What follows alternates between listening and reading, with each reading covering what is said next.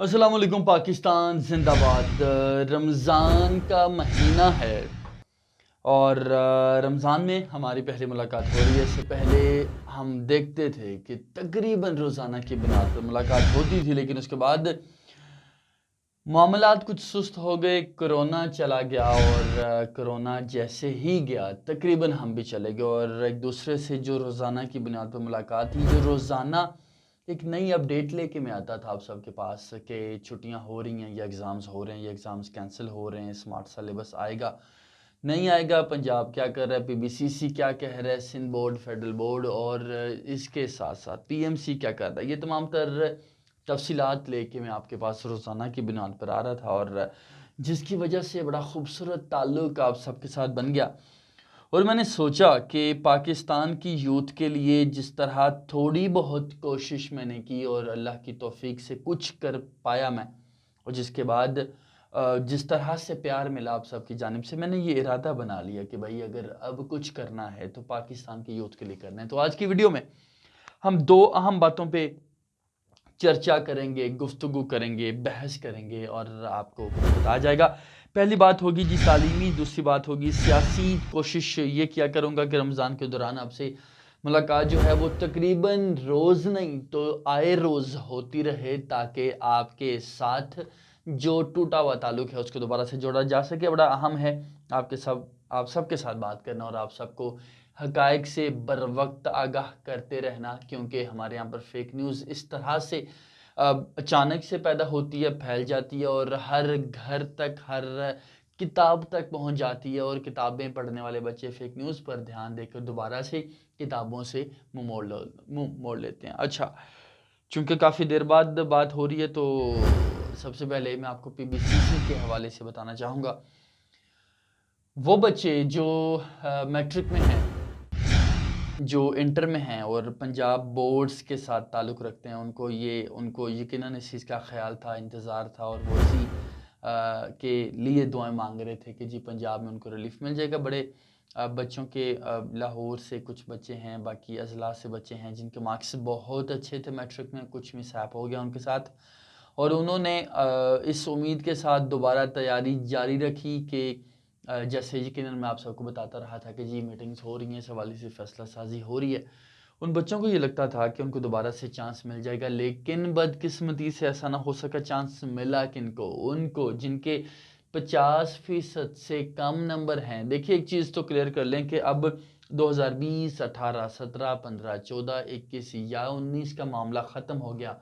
ये कहा गया कि अगर आपकी जो डिग्री है उसको 2 साल या 2 साल से ज़ायद पुराने हो चुके हैं और आपके जो नंबर हैं वो 50% से कम हैं, यानी कि थर्ड डिवीज़न तकरीबन बनती है, तो आप जनाब दोबारा से पेपर्स दे सकते हैं और आप उन पेपर्स में बाकायदा इम्प्रूवमेंट की कोशिश कर सकते हैं। लेकिन अगर आपके एक बार एग्ज़ाम्स इम्प्रूव हो गए, नंबर्स इम्प्रूव हो गए, तो आपको दोबारा चांस नहीं दिया जाएगा। ये वो बच्चे होंगे जो कि मैट्रिक या इंटर से ताल्लुक़ रखते हैं, वो तमाम तर बच्चे जो एक बार पेपर्स दे चुके, उनका चाहे एक नंबर भी बढ़ा, उनको दोबारा से चांस नहीं दिया जाएगा। ये पंजाब जो बोर्ड्स ऑफ चेयरपर्सन्स कमेटी है पीबीसीसी, उसकी तरफ से फैसला किया गया और कुछ रोज़ पहले इसका नोटिफिकेशन भी आ चुका। अब कुछ बच्चे ऐसे हैं जो अदालत जाने के हवाले से सोच विचार कर रहे हैं।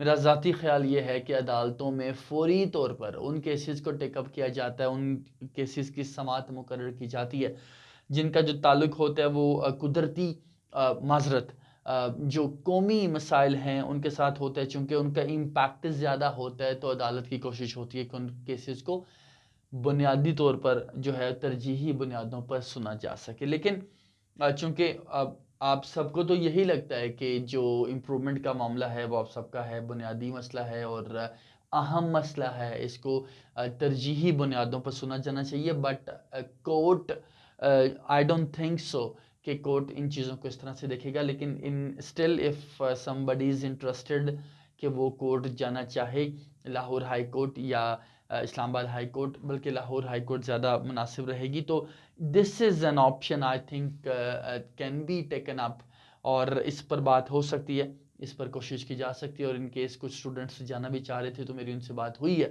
मैंने उनको कानूनी जो मामलात हैं उनसे आगाह कर दिया है। अब अगर वो जाते हैं तो उसमें जो मीडिया की सपोर्ट होगी, मेरी इंडिविजुअल सपोर्ट होगी, मेरे इदारे की सपोर्ट होगी, तो उसके लिए मैं हाज़िर हूँगा। लेकिन एक बात मैं यहाँ ज़रूर करना चाहूँगा, देखें जिनके तो 50% से कम नंबर हैं उनको तो यकीनन कोशिश करनी चाहिए कि वो इम्प्रूव कर लें, लेकिन जिनके 50% से ज़ायद हैं, उनके 51% हैं, 55% है, मुझे अंदाज़ा है बहुत से बच्चे जिनका 55%, चूँकि पाकिस्तान आर्मी ने भी अपनी परसेंटेज कम की थी बिकॉज ऑफ कोविड, 60% इससे पहले होता था कम अज़ कम।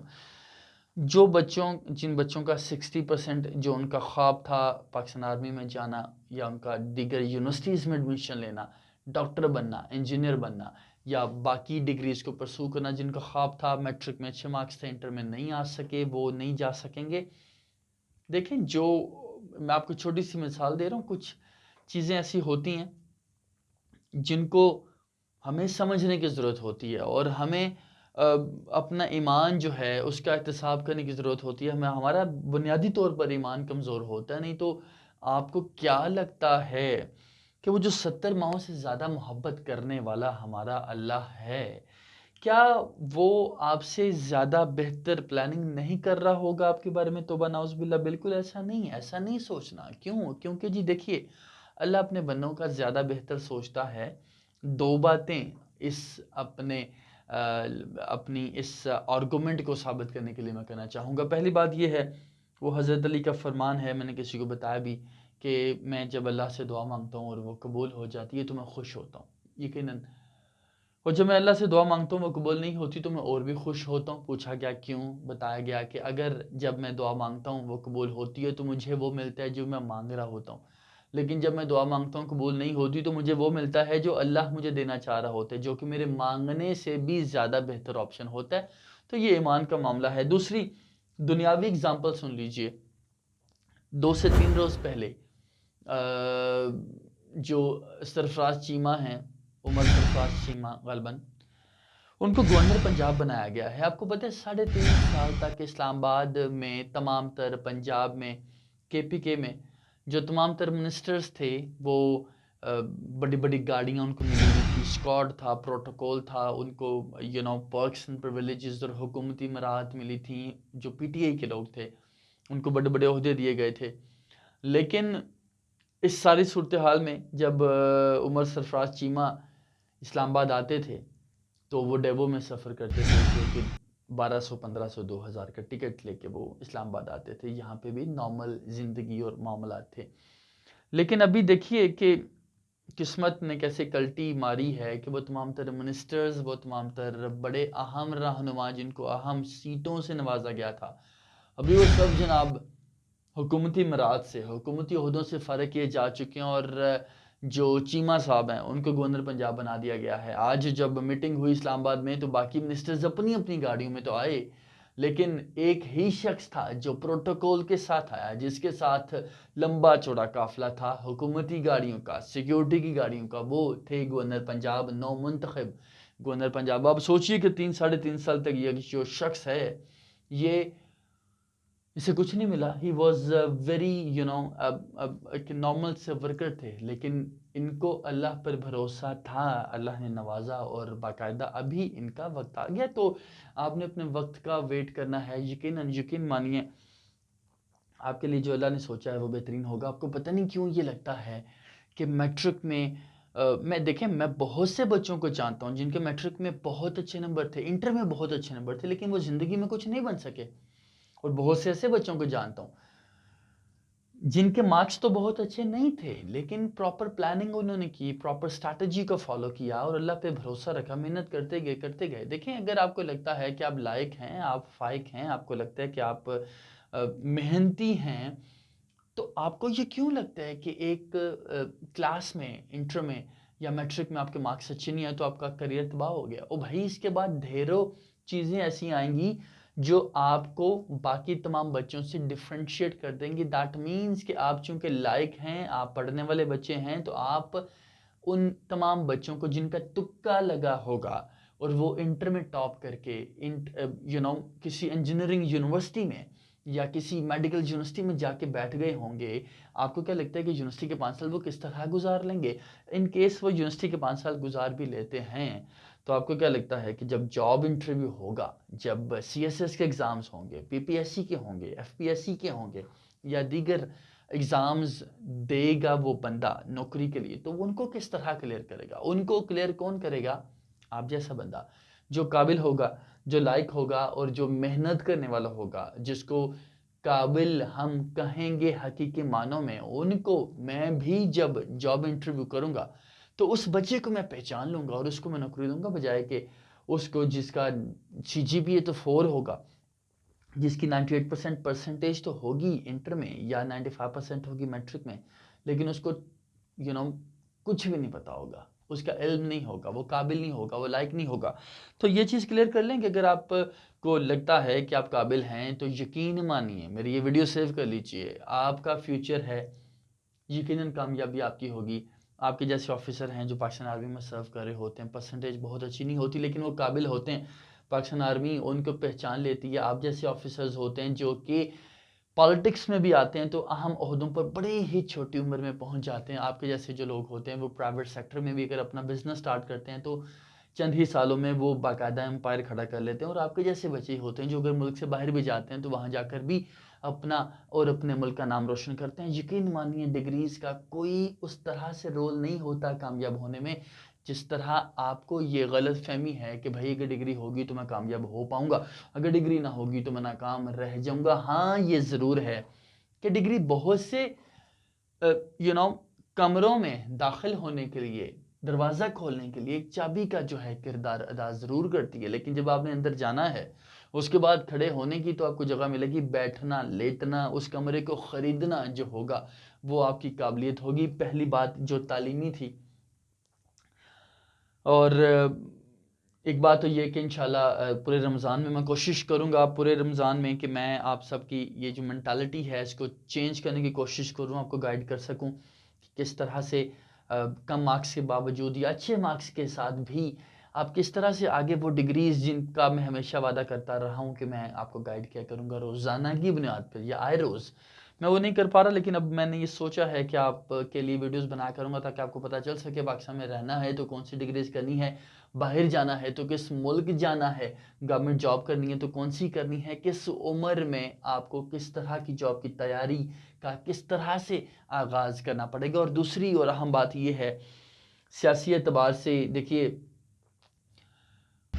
खान साहब ये कहते रहे हैं कि नौजवान नौजवान नौजवान। जब खान साहब नौजवानों की बात करते हैं तो वो आपकी बात करते हैं, जब मुस्लिम लीग नून के लोग नौजवानों की बात करते हैं तो आपकी बात करते हैं, जब मरीम नवाज़ कहती है कि नौजवानों की हुकूमत आएगी तो वो आपकी बात कर रही होती हैं, जब बिलावल भुट्टो भी नौजवानों की बात करते हैं तो वो आपकी बात करते हैं। That means you are important.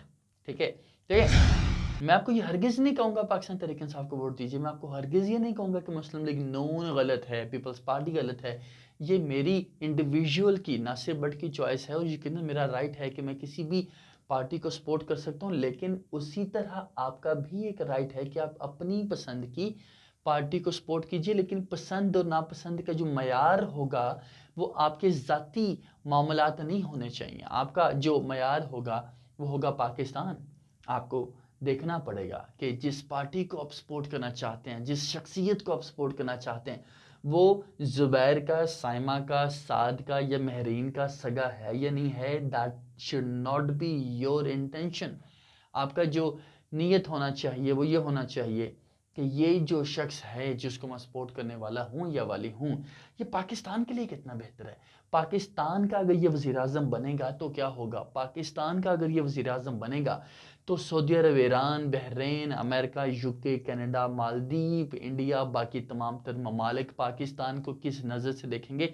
Pakistan जो है उसके साथ मोहब्बत ही आप सब की जो है वो एक मयार की लाइन होनी चाहिए। किसी भी सियासतदान को अगर आपने देखना है, पाकिस्तानी बन के देखिए, पाकिस्तानी बन के ही उनको अच्छा या बुरा कहिए। जब आपको लगे कि आपके मुल्क के लिए वो बेहतर है तो बग़ैर सोचे समझे, बग़ैर ये देखे कि माँ बाप क्या कहेंगे, बग़ैर ये सोचे समझे कि दोस्त अहबाब क्या कहेंगे, बग़ैर ये सोचे समझे कि वो किस तरह का है, अगर आपको लगता है पाकिस्तान के लिए बेहतर है, अपनी ज़ाती पसंद नापसंद को रद्दी की टोकरी में डाल के उसको सपोर्ट कीजिए, खुल के सपोर्ट कीजिए। और वो लोग जिनके बारे में आपको लगता है कि वो पाकिस्तान के लिए नुकसानदेह हैं, उनको पाकिस्तानी बनकर अपोज किया करें। अमर बिल मरूफ अनिल मुनकर से मुराद ये है कि गलत को गलत कहा जाए, सही को सही कहा जाए। गलत इमरान खान भी हो सकता है और गलत जमात इस्लामी के सिराजुल हक भी हो सकते हैं, गलत असद जरदारी साहब भी हो सकते हैं और नवाज शरीफ साहब भी हो सकते हैं, कोई भी गलत हो सकता है। देखिए, आपकी अपनी पॉलिटिकल अप्रोच ज़रूर होनी चाहिए, क्योंकि अगर आप ये समझते हैं कि सिर्फ पढ़ाई करनी है, पढ़ाई करनी है, पढ़ाई करनी है और पॉलिटिक्स है that is a dirty game, हमने इसके बारे में we should not be talking about it because this is a dirty game, this is a wastage of time. No, this is not. I'm not saying that all the time we should be just talking about politics now. We should at least get to know कि who is good for Pakistan and who is bad, ताकि हम accordingly vote कर सकें। जब हम vote करें तो हमें पता हो कि हम जिसको वोट दे रहे हैं क्या वो पाकिस्तान के लिए बेहतर है या नहीं है। हम अपने दोस्तों को गाइड कर सकें, हम अपने माँ बाप को, बहन भाइयों को, अपने रिश्तेदारों को, अपने अजीज़ों को और दुनिया भर में रहने वाले अपने दोस्तों को भी ये बता सकें कि भाई दिस इज़ समबडी जो पाकिस्तान के लिए बेहतर है। तो कोशिश ये किया करें। मुझे बहुत से लोग कहते हैं कि मुझे पॉलिटिकल कंटेंट क्रिएट करना चाहिए। मैं ज़ाती तौर पे पाकिस्तान तहरीक-ए-इंसाफ का नहीं बल्कि इमरान खान साहब का सपोर्टर हूँ, क्योंकि मेरे अपने पैमाने हैं किसी को सपोर्ट करने के, आपके अपने हो सकते हैं। मेरा पैमाना ये है कि जो मेरे नबी से मोहब्बत सल्लल्लाहु अलैहि वसल्लम उनसे मोहब्बत करता है मैं उनसे मोहब्बत करता हूँ, और जो उनसे बुग़्ज़ रखता है मैं उनसे डबल बुग़्ज़ रखता हूँ। और ख़ान साहब की नीयत पर किसी को शक हो नहीं सकता। हाँ, वो बात करने का समटाइम्स उनका अंदाज़ मुख्तलिफ होता है, और हाँ, उनकी पार्टी में कुछ लोटे भी हैं, हाँ, कुछ गलतियाँ हुई, हाँ, वो उस तरह से डिलीवर नहीं कर सके जिस तरह से वादे किए थे। लेकिन मेरा जो मयार है वो ये है कि पाकिस्तान के लिए ख़ान साहब बेहतर हैं, और वो मेरे नबी सल्लल्लाहु अलैहि वसल्लम की बात करते हैं। जब भी वो बात करते हैं तो मेरे लिए ये दो बातें, मेरे मेरे मेरे लीडर मेरे नबी सल्लल्लाहु अलैहि वसल्लम, उनका ज़िक्र ख़ान साहब की ज़ुबान पे बार बार आना तकरीर के दौरान, और मेरे मुल्क पाकिस्तान की बेहतरी के लिए उनकी जानिब से बात करना, मेरे लिए ये दो चीज़ें काफ़ी हैं ख़ान साहब से मोहब्बत करने के लिए। लेकिन पाकिस्तान तहरीक-ए-इंसाफ के साथ कुछ इख्तिलाफ़ात हैं, थे, रहेंगे। दीगर पार्टीज़ को मैं बुरा नहीं कहता। मैं ये समझता हूँ कि अगर कल मियाँ साहब भी पाकिस्तान की बेहतरी के लिए वापस आएँ और पाकिस्तान की बेहतरी के लिए किरदार अदा करना चाहें तो मैं शायद उनके साथ भी खड़ा आपको नज़र आऊँगा। जरदारी साहब भी अगर पाकिस्तान की बेहतरी के लिए आगे बढ़ते हैं, किरदार अदा करते हैं, तो उनको भी सपोर्ट करने में कोई हर्ज नहीं है। किसी से ज़ाती दुश्मनी नहीं है, किसी से ज़ाती वफ़ादारी नहीं है, पाकिस्तान से मोहब्बत है, पाकिस्तान से मोहब्बत करने वालों से मोहब्बत है। और आप सबको भी मैं यही कहूँगा कि कल से बाकायदा वीडियोस का सिलसिला शुरू करेंगे, और आपको रोज़ाना की बुनियाद पर या तकरीबन 1-2 रोज़ बाद रोज़ाना मुलाकात होगी और आपको बताया जाएगा कि जी पाकिस्तान में क्या हो रहा है। बिकॉज़ मैं चाहता हूँ कि इस एक माह में स्पेशली आफ्टर ईद भी आई वुड लव कि ये सिलसिला शुरू हो सके, लेकिन ये बड़ा मुश्किल होता है। लेकिन मैं कोशिश करूँगा कि आपके साथ ये जो सिलसिला शुरू में करने जा रहा हूँ उसको जारी रखा जा सके, ताकि आपको बताया जा सके पाकिस्तान पॉलिटिक्स में क्या हो रहा है और पाकिस्तानी तालीमी मामलात में क्या हो रहा है, और ख़ुसूसन पाकिस्तान में अगर आपने रहना है तो क्या करना है, किस तरह की जॉब करनी है, और अगर पाकिस्तान में नहीं रहना किस मुल्क जाना है, कब जाना है, किस एज में किस मुल्क के लिए अप्लाई करना है, कौन सी डिग्रीज़ हैं जिनकी पाकिस्तान से बाहर और पाकिस्तान में कदर है, और कौन से हुकूमती इदारे हैं जहाँ पर नौकरी बआसानी मिल सकती है, और अगर मिल नहीं सकती कितनी मुश्किल है, किस तरह से आप जॉब के लिए अप्लाई कर सकते हैं, और आप किस तरह से अपने मुस्तकबिल को रोशन बना सकते हैं और पाकिस्तान की भी खिदमत कर सकते हैं। बहुत सा ख्याल रखिएगा। Thank you so very much, और मेरी वालिदा के लिए दुआ कीजिएगा। बहुत दिनों बाद मुलाकात हुई है, और कोशिश करूँगा कि ये जो मुलाकात हुई है इसको दोबारा से इस तरह टूटने ना दिया जाए और आपसे मुलाकात होती रहे। अपना बहुत सा ख्याल रखिएगा। Thank you so very much. Pakistan जिंदाबाद।